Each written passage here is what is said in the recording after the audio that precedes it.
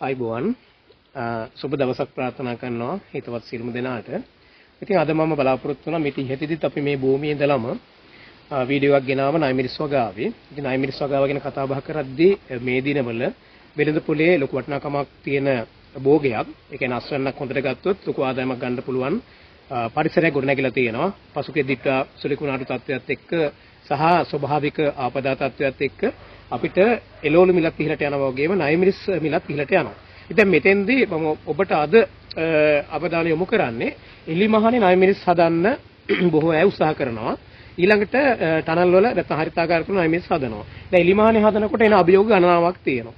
දැන් ඒකෙදි මම ඊට පෙරත් කතා කරලා තියෙනවා. නිරන්තරයෙන්ම මගේ ඇග්දියාන YouTube නාලිකාවර මම උත්සාහ කරන්නේ මගේ දැනුම, අපේ දැනුම සහ ගොවි මහතුරුන්ගේ දැනුම, මගේ හිතවතුන්ගේ දැනුම එකට එකතු කර ෂෙයා කරගෙන, එකතු කරගෙන, හුවමාරු කරගෙන හොඳ අස්වැන්නකට නැත්නම් අත්දැකීම් තුලින් ජයග්‍රහණය කරන්නේ කොහොමද කියන පණිවිඩය ලබා දීම තමයි බලාපොරොත්තු වෙන්නේ. විශේෂයෙන්ම ප්‍රේක්ෂක සමූහයට. ඉතින් ඒ අනුව තමයි දැන් අද මෙතන මම කතා කරන්නේ කුරුවිට අපේ සූදගල නිමල් සංසේක මහත්මයාගේ වගාව එලිමහන් නයිමිරිස් වගා භූමිය තුල ඉඳලා දැන් මෙතන ගත්තාම මේ වගා භූමිය ගත්තාම ඇත්තටම මේ ඉඩම මනා විදිහට කළමනාකරණය කරගෙන තියෙනවා. ඒ කියන්නේ ඵලදායක විදිහට ආයෝජනය කරලා තියෙනවා මේ භූමිය. දැන් මේක ඇත්තටම මේ අපි දැන් මේ ප්‍රදේශයේ තේ වගාවෙන් තමයි ජීවත් වෙන්නේ. මේ තියෙන තේ ගස්.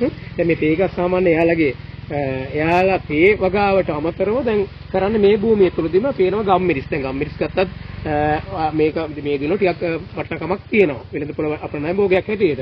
ඊළඟට දැන් මෙතන දැන් මේ ප්‍රධාන මාතෘකාවට යමු. දැන් මේ නයිමිරිස්. ඒතර මේ බලන්න මේ භූමියේ තුල මේ ඉඩකඩ තියෙන වපසරිය තුල තමයි අපේ මේ නිමල් අයියා මේ නයිමිරිස් මේ බඳුන්ගත වගාව කරලා තියෙනවා. ඒතර බඳුන්ගත වගාවේදී තිබෙනා වූ ගැටලු ගණනාවක් තියෙනවා අපිට. දැන් මගේ නාලිකාව හරහා ප්‍රේක්ෂක ගොඩක් අය අහනවා, හිතවතුන් අහනවා මේ බඳුන් මාධ්‍ය හදා ගැනීමේදී යම් නිර්ණායකයන් පාවිච්චි කරන නැත්නම් පස් මාධ්‍යයන් පාවිච්චි කරනවා. දැන් එතෙන්දී සමහර පස් මාධ්‍ය, ඒ කියන්නේ පස් මදුබිර පස් පාවිච්චි කරන කොම්පෝස්, ගොම පොහොර, එළු පොහොර, කුකුල් පොහොර, ඊළඟට කොහුබත් චිප්ස්, ඊළඟට කරදහය. මෙන්න මේ අමුද්‍රව්‍යයන් යොදාගෙන නයිමිරිස් වගා මාධ්‍ය සකස් කරනවා. දැන් මගේත් වගා මාධ්‍යයක් මගේ YouTube නාලිකාවේ තියෙනවා. ඒක සාර්ථක වෙච්ච අයත් ඉන්නවා. ඒතර මම කරපු වගා මාධ්‍ය.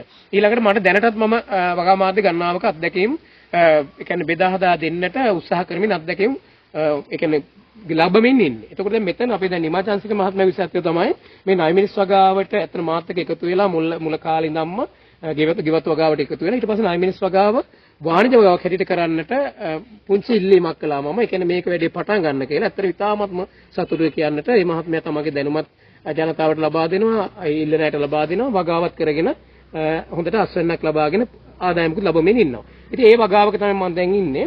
එතකොට දැන් මේකෙදි මිරිස් වර්ග තියෙනවා, ස්කොච් බොනට් ඩාර්ක් ග්‍රීන් එක තියෙනවා. ඊළඟට මම ඒකට ඩාර්ක් ග්‍රීන් ප්‍රභේදය හඳුන්වලා දුන්නා. විශේෂයෙන් අපේ ප්‍රදේශයේ තිබිච්ච ප්‍රභේදයක් හැටියට අපි දන්න විදිහට. එතකොට ඒක මේ වගේ පුස්තිමත් කරල් උඩට හැදෙනවා. හොඳ ඉල්ලුමකුත් තියෙනවා. එතකොට දැන් මේ ගස් ගත්තාම ඇත්තටම මේ කරල් බර වෙලා තියෙන. ඉතින් අපි සුබ පතනවා හැම වෙලාවෙම. එතකොට මේ කඩන්න පුළුවන් කරල් කීපයකුත් තියෙනවා. එතකොට දැන් මේ කාලෙදී මම නිමල් මහත්තයාට කතා කරනවා.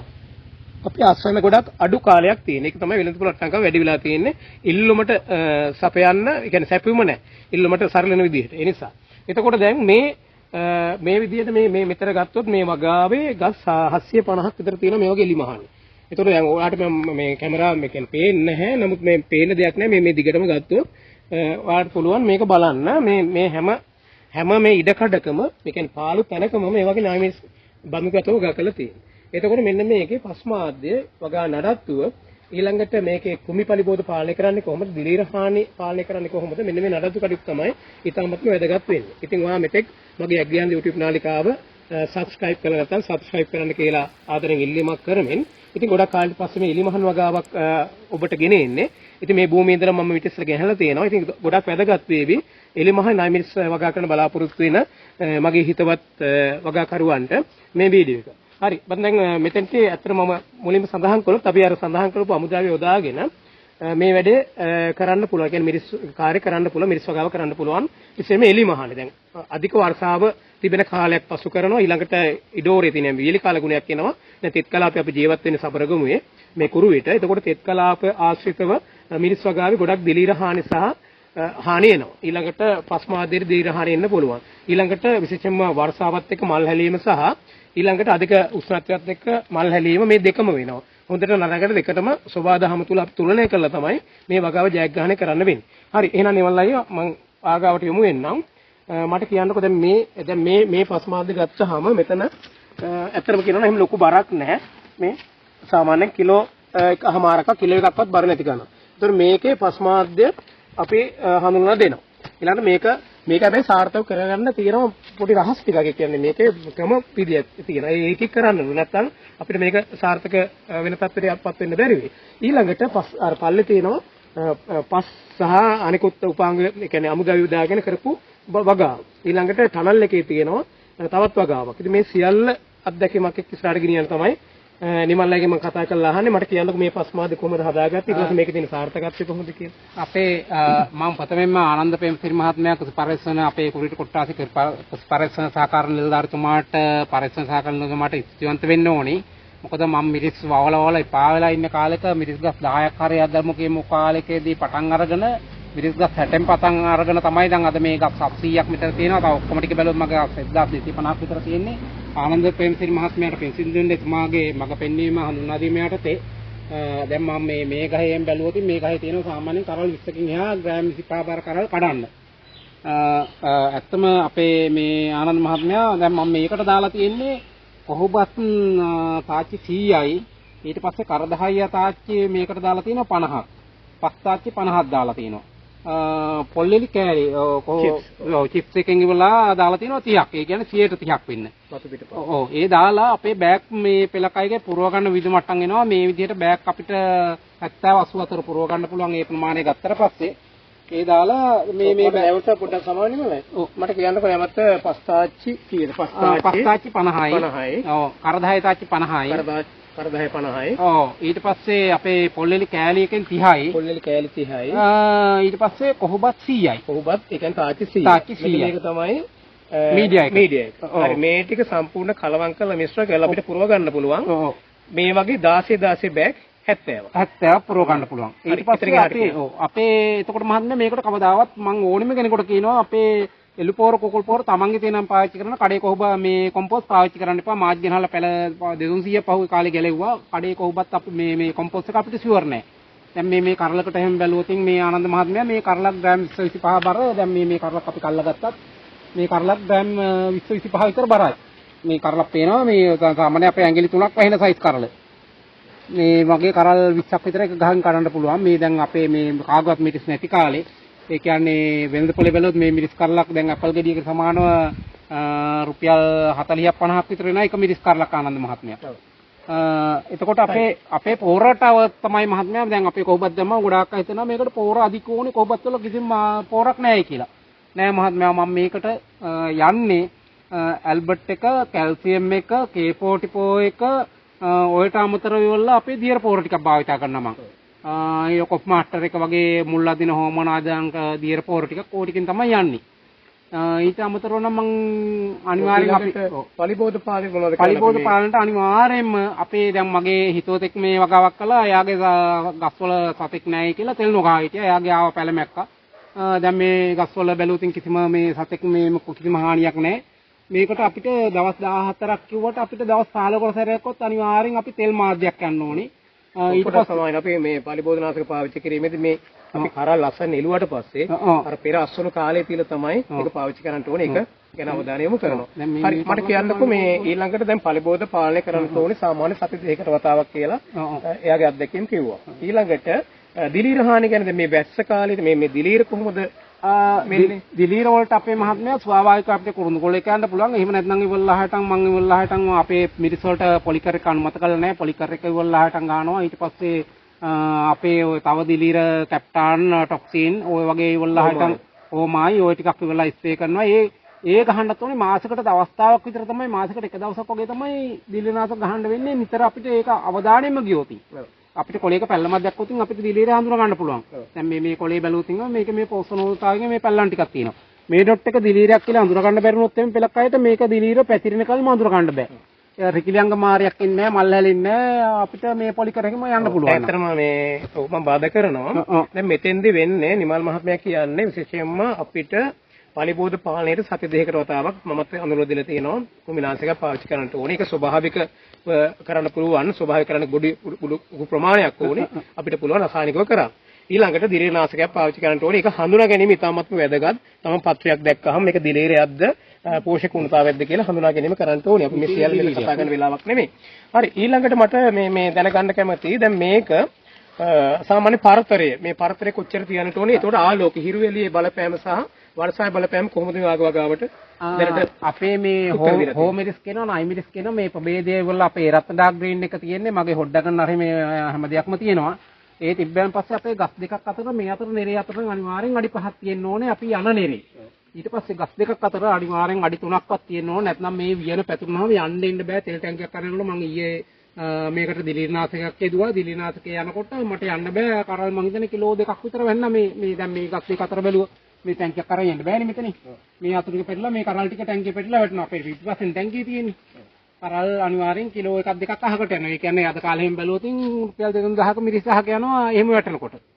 අන්න හරි. දැන් ඒක තමයි මම කියාගෙන ගියේ. ඇත්තට මෙතෙන්දි මම නිමල් මහත්මයාගෙත් බලාපොරොත්තු වෙන්නේ ඒ මහත්මයාගේ දැනුම උපයෝග කරගන්න. දැන් විශේෂයෙන්ම ඕනෑම දෙයක් කාර්යයක් කරද්දී මම හැමදාම කියනවා වගේ දැනුම අවශ්‍යයි. ඊළඟට ඒ සඳහා කැපවීම අවශ්‍ය වෙනවා. කැපවීමක් කලේ නැත්නම් දිවා රාත්‍රී මෙවැනි ගස් 80ක් 800ක් හදන්න බෑ කීයටවත්.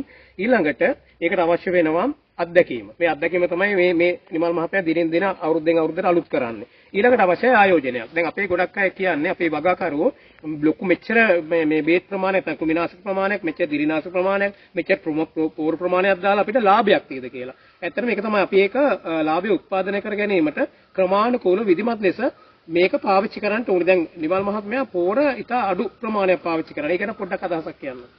මහත්මයා අපේ දැන් මේ පොට් එකට අපි පෝර දානවා. පෝර දාලා උකට වැඩි වුණොත් අපිට පෝර ටික ආපහු ගන්න බෑනේ. මදි වුණොත් ඊළඟ දවසේ දාන්න පුළුවන්. නැත්නම් දවස් දෙක තුනකින් මදි වුණොත් දාන්න පුළුවන්. ඒකින්ද මම මේ ගහකට යාරමිලා දැම්මත් මේ ගොඩාක් දුරට යාරමිලා මම අඩු කරගෙන යනවා. වෙනත් පෝර වලට අලුත් පෝර ප්‍රවේද ඇවිල්ලා තියෙන ඉඳා යාරමිලා දැම්මත් මම දාන්නේ සාමාන්‍යයෙන් ග්‍රෑම් 2කටත් අඩු ප්‍රමාණයක් තමයි මේකට සතියකට. එතකොට ඒක අපිට බෙදලා ඉවරලා හිට බැරිලා පෝර මදිතාවයක් තියෙනවා. අපිට පේන ගහ අඳුර ගන්න ඕනේ. ගහේ පෝර අපේ උණ්ණතාවයක් පෙන්නනකොට අපි මේකට තව පොඩ්ඩක් දානවා. ඒ කියන්නේ පොඩි ප්‍රමාණයක් දැන් සාමාන්‍යයෙන් මේ පෝර ග්‍රෑම් 2ක් විතර කිව්වොත් බැලුවොත් මෙන්න මේ වගේ පොඩි සුළු ප්‍රමාණයක්. මේක මං ගහ වටේම දාන්නෙත් නෑ.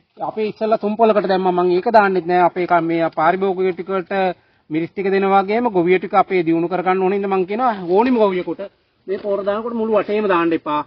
ඊට පස්සේ අපි තුම්පලකට දැම්මා. තුම්පලකටත් නෙමෙයි. මේ එක පොලකටයි. එක පොලකට ඔහොම සිදුරක් කරලා මේ පෝර ටික දැම්මා. පෝර ටික දැම්ම වැහුවා. ඊළඟ ආයෙත් අපි දවස් 5කින් හරි දාන්නකො ඊළඟ පාර මේ හරියට දැම්මා. තුම්පලකට දාන්න. එතකොට මේ මුල් ටික හැමදාම ආරස්සයි.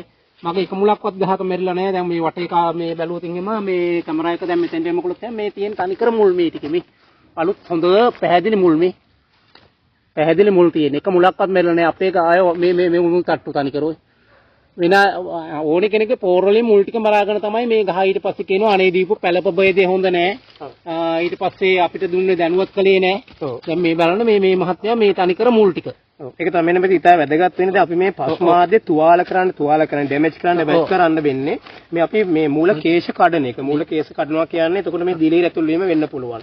ඊළඟට විශේෂයෙන් මේව කැඩුවට පස්සේ එයාලා තුවාල වෙලා පෝර උරා ගැනීම අවශ්‍ය කරන මේ හැකියාව නැති වෙනවා. ඒක අවම කරන්න දැන් නිමල් මහත්මයාගේ අත්දැකීම තමයි මේ එක පොලකට පෝර දාන. හරිද? දැන් මේක හැබැයි මේ පස්මාදේ කොහොබත් මිශ්‍රිත පස්මාදේ තමයි මේ වැඩේ කරන්නේ.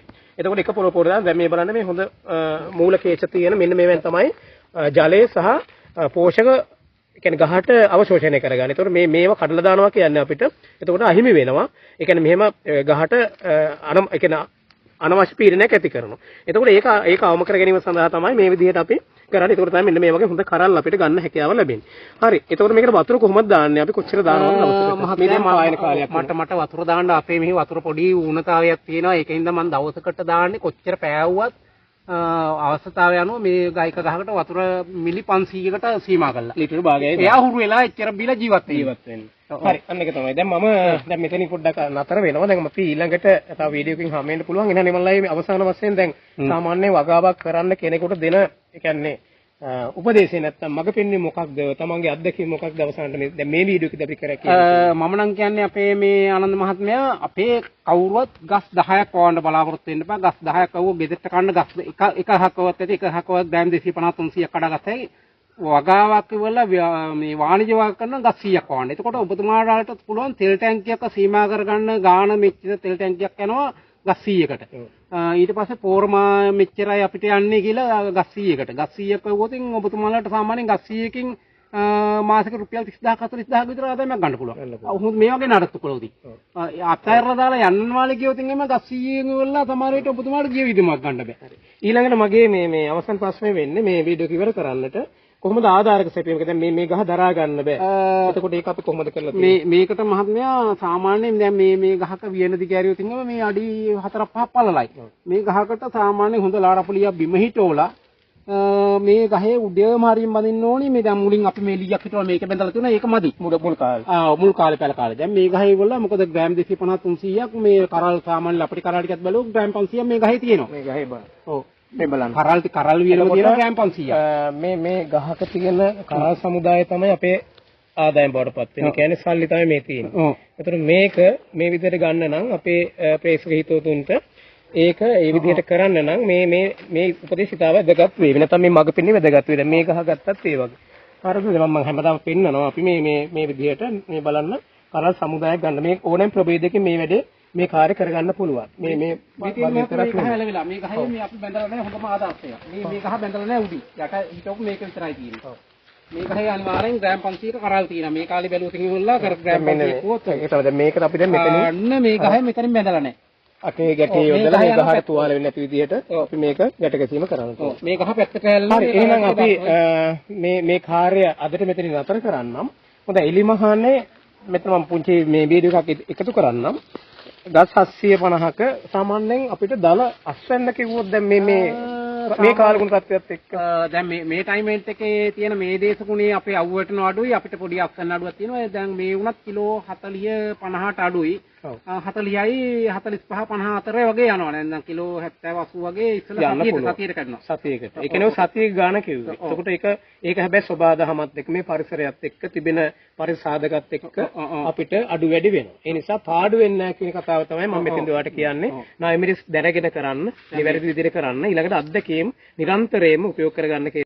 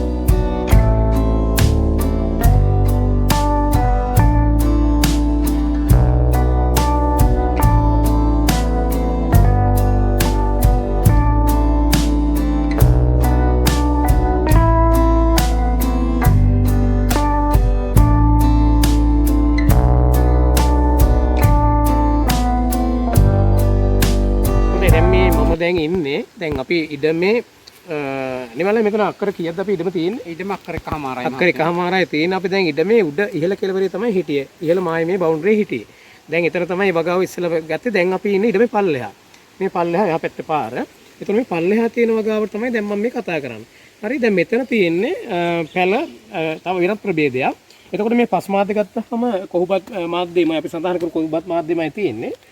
ඊළඟට දැන් මෙතන තියෙනවා මේ යටි වගාවක්. ඒ කියන්නේ නැවත මෙයා ඉවර වෙනකොට තවත් වගාවක් ස්ථාපිත කරලා තියෙනවා. ඒ කියන්නේ මේ අපි කියනවා නයි පැටව කිව්වොත් හරි. හරිද? පුංචි පැල දැන් පුංචිත් නැහැ. දැන් මේ පීදෙනවා. මෙයා පීදෙමින් ඉන්නේ. එතකොට දැන් මේ වගේ බඳුන්ගතව අපි පුංචි පැලයක් හදාගෙන මේ තත්ත්වයටපත් කරගෙන මේකට ආධාරක සපයාගෙන මෙයාට අවශ්‍ය පෝෂක ලබා දීලා දිරිනාශක පාවිච්චි කරලා කුමිනාශක පාවිච්චි කරලා මෙයාව මෙහෙම අස්වැන්න හදාගත්තට පස්සේ තමයි අපිට පුළුවන් මෙන්න මේ ආකාරයට මේ හොඳ අස්වැන්නකට යන්න. හරි. එතකොට මේ අස්වැන්නකට යෑම කරන්න නම් අපිට ඒක අර මම කියන්නේ ඒකයි අත්දැකීම සහ කැපීම ඉතාමත්ම වැදගත්. ඊළඟට දැන් මෙතෙන්ට අපි මීට පෙර තියෙනවා මෙතනම අපි වගාවක එලිමහන් 9 මිනිස් වගාවක අත්දැකීම් කියලා මේ භූමියමයි කළේ මම. එතකොට දැන් අද මේකේ තියෙන වෙනත් ප්‍රභේදයක් වෙනත් වර්ගයක්. ඊළඟට දැන් අපිට එරත් දාග්‍රීන එක උඩ තිබුණා. එතකොට මේ මොන ප්‍රභේදය වගා කළත් අපිට හොඳ මෙන්න මේ වගේ මේ අස්වැන්නක් ගන්න පුළුවන් නම් අපිට මේ කරල් සමූහයක් ගන්න පුළුවන් නම් අපිට හොඳ ආදායමක් ගන්න පුළුවන්. දැන් මේ අත්ත ගත්තත් අපිට සාමාන්‍යයෙන් කරල් ගත්තොත් ඉතින් ගණන් කරන්න අවශ්‍ය නැහැ. කරල් 10 15ක් තියෙනවා මේ සාකාරය. හරිද? එතකොට මේ ගහක් ගත්තාම සෑහෙන අස්වැන්නක් අපිට උත්පාදනය කරලා දෙනවා. හරි. මෙන්න මේ අත්දැකීම දැන් පල්ලේ අර පැත්ත ගත්තත් මේ පල්ලට ගියොත් අපිට මේ සම්පූර්ණම ආදායම ලබා දෙන සල්ලි මවන වගාවක් තමයි මේ තියෙන්නේ. හරි. එහෙනම් දැන් මම නිමල්ලයට මෙතෙන්ට යමු වෙනවා මේ මෙතන අවසාන භාගයේ මේ ඔයාට එතන දැනුවත් කිරීම අත්දැකීම හොමාරුවේ. දැන් මෙතන කොහොමද මේක තියෙන අත්දැකීම් මට කියන්නකෝ මේ ඉඩ මේ පල්ලෙහා මේ ප්‍රභේදේ වගාවේ මහත්මයා මේ ප්‍රභේදේ මගේ පොඩි රෝගයක් ඇවිල්ලා කොළ හැලෙන්න ගත්තා. මං ඊට පස්සේ මේ වගාව වැච් කරලා දාන ඉතින් යටි වගාවක් ඉවරලා දැම්මා. මේ ටික ගස් ටික කපලා දානවා. මේ ටික මේ යටි පැල ටික ගොඩ ගන්නවායි කියලා. යටින් තිබ්බ පොඩි පැල ටිකක්. ඒ වුණත් දැන් මේ උඩු වගාවෙත් සාමාන්‍යයෙන් ගහක් ග්‍රෑම් 250 300ක් විතර කඩන්න කරල් හැදෙනවා. දැන් මේ ටික පුදිනකොට මේ ටික අයිවත් කළත් මට පාඩුවක් නැහැ. මේ යටි වගාව හොඳටම දෙනවා මේ ප්‍රභේදේ. සාමාන්‍යයෙන් මේ ගහක සාමාන්‍යයෙන් ග්‍රෑම් 250 300ක් කඩන්න පුළුවන් එක ගහකින්. දැන් මම මේ මෙතෙන්ට යමු වුණොත් මේ නිමල්ලයි අපි මේක සුබ ප්‍රාර්ථනා කරනවා මේ සම්පූර්ණ වගාවට නැවත. එතකොට දැන් මේ ප්‍රභේදය ගත්තාම ගහ පිරෙන්න, ගහ බර වෙන්න, අතු බර වෙන්න කරල් හටගෙන තියෙනවා. එතකොට මෙතෙන්ට ගත්තත් ඒක දැන් මේ සාමාන්‍ය තව දවස් දෙක තුනකින් මෝරච්ච කරල් සමුදාය කඩන්න පුළුවන් වගාවක්. එතකොට දැන් යටි වගාව නැත්නම් යටි වගාව කියන්නේ මම මේ කියන්නේ මිරිස්ම නැවත පැටව නැත්නම් පුංචි වගාවක් තියෙනවා. මෙයා ඉවත් වෙනකොට තවත් වගාවක මෙන්න මේක තමයි ඉතාමත්ම අවශ්‍යම දේ. කියන්නේ අපි මිරිස් වගාව කරන්න ගියාම වෙන්නේ එකපාරට වගාව ඉවත් කරලා නැවත අර කුඹුරක් කපලා ගෙට ගත්ත වගේ වීට් එක අපි ඉවත් කරලා දානවා. දැන් නිමල් මහත්මයාගේ අත්දැකීම තමයි දැන් මෙයා ඉවර වෙනකොට තවත් අපිට පැටව ටිකක් හදන්නට ඕනේ. එතකොට අර අස්වැන්න සාදායම කවදාකවත් නැති වෙන්නේ නැහැ. එතකොට ඒක තුළින් දිගටම දෛනිකව මාසිකව අපිට ආදායමක් ලබාගෙන යම්කිසි ස්ථාවර මට්ටමකට එන්න පුළුවන් මිනිස් වගාව තුළින්. ඉතින් ඒක ඒ අත්දැකීම ඔයාලට කියලා මට මේ නිමල්ලයි මේ මට කියන්නකෝ මේ කොල්ල කඩනවද මොනවද කරන්නේ? දැන් අපි තියනවනේ යම් දේවල්. නෑ මේ අරා ගන්න බැරිම මේ කියන්නේ ආහාර ගබඩාව තමයි මේ පහත කොළ ටික තමයි අපේ මේක මේ පපා සංසේසනලා කෝර ටික මේක රඳවගෙන පපා සංසේසනලා මේ ගහේ උඩට දෙන්නේ. ආහාර ගබඩාව කල්ලා කෑවා වගේ දැන් අපි කොළ ටික කල්ලා මේ කොළේ කල්ලා වීසි කළා කියන්නේ මේ ගහට තියෙන පොස්ස එක ටික කඩු වෙනවා. දැන් අපි කොළ කඩන්න ඕන නම් අපි තේ වගාවක් කරනවානේ. කොළ කඩන්නේ තේ වගාවේනේ. ඔව් මේක අපි ඉතින් කොළ කඩන්නේ නැහැ. ඒකින්ද මේ කොළේ ගහට එපා වෙනකොට අතාරිනවා මහත්මයා. දැන් අපේ මේ ගහට එපා වෙලා දැන් මේ ගහේ පල් වීගෙන යන මේ කොළ හැයිලා. දැන් අපේ දැන් මේ කැමරාවකට පේනවා ඇති මේ ගහේ මේ කොළ ටික හැයිලා ගහ එපා වෙලා කොළ ටික හැයිලා ඉපල් වෙලා ඒ කරල් ටිකක් හැදෙනවා. එතකොට මේ ගස් දෙකක් හැදෙනවා මේ ගහ ඉවත් වෙනකොට දෙපැත්තේ. හරි. එතකොට මෙන්න මේක තමයි මේ ඊළඟ කාරණේ. දැන් අපි කොළ කැඩීම ඊළඟට මේ අග්‍රස්තය අපි ඉවත් කිරීම මේ මුකුත් කරන්න අවශ්‍ය නැහැ. ස්වභාවිකවම මෙන්න මේ විදිහට පළවෙනි දෙබල බෙදීම සිද්ධ වෙනවා. ඊට අපි කරා සමුදායකුත් වෙනවා. ඊළඟට දෙවන බෙදීම තුන්වෙනි බෙදීම මේ ආකාරයට මේ කැනපි එක නැත්නම් මේ වියන පැතිරෙනවා. දැන් එහෙම පැතිරිච්ච ගහක් තමයි මේ තියෙන්නේ. හරිද? මේ ගහ මේ පළවෙනි දෙබලෙන් බෙදලා දෙවෙනි දෙබල තුන්වෙනි දෙබල හතරවෙනි දෙබල පස්වෙනි දෙබල හය මේ විදිහට දිගටම බෙදලා ගිහලා දැන් සාමාන්‍යයෙන් අඩි 3ක 3මාරක 4ක ප්‍රමාණයක වගේ පපසරයක මෙයා ව්‍යාප්ත වෙලා ඉන්නේ. එතකොට මේ පරතර ඉතාල වැදගත්. දැන් මේ අපි දෙන්නට මෙතන යන්න එන්න පුළුවන්. එතකොට මේක පරිපාලන කටයුතු නැත්නම් පාලන කටයුතු කරනකොට කටයුතු කරන්න ඉතාමත් වැදගත් වෙනවා. මෙන්න මේ තියෙන ක්‍රමවේදය. හරි. මම මේ ගැන මෙතන කතා කරන්නේ නැහැ. මෙතනින් මේක නතර වෙලා අපි හරිතාගාරයේදී හමු වෙනවා.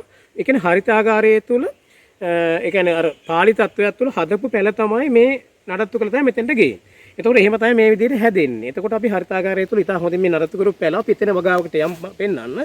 ඊට පස්සේ මෙතෙන්ට ගහලා මෙතන ස්වභාවික පරිසරයට එයා හුරු කරනවා. හුරු කරාට පස්සේ මේ තද අවුවේ මේ වානේ හේවණක් මෙතන නැහැ. එම ලොකු ආලෝකයක් අපිට ලැබෙන්නේ නැහැ. හේවණ මධ්‍යස්ථ තමයි ලැබෙන්නේ මේ වගාවේදී. හරි. ඒ නිසා මෙන්න මේ ටික තමයි ඉතා වැදගත් වෙන්නේ.